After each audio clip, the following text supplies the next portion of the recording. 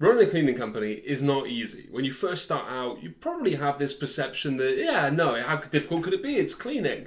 And then you quickly realize that there is a hell of a lot more to it than maybe you realized initially. And over time, you can start to feel like you're just winging it, especially if you don't have much prior business experience and this is your first business. If you feel that way, the first thing I want you to do is I want you to have a think about what it is that you actually want. And that might sound really silly, but there are so many people that start their cleaning company and they have this kind of vision of what it is that they want.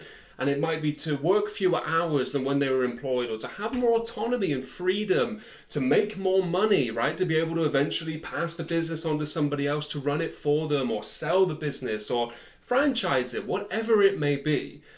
And then over time, because it gets complex and it's difficult, that kind of goes out the window. So I want you to reflect back on that. What is it you're doing this for? What's the reason you're running your cleaning company? What do you actually want? And then what I want you to do is I want you to seek out mentors. I want you to seek out training. I want you to try and find out what other cleaning companies are doing.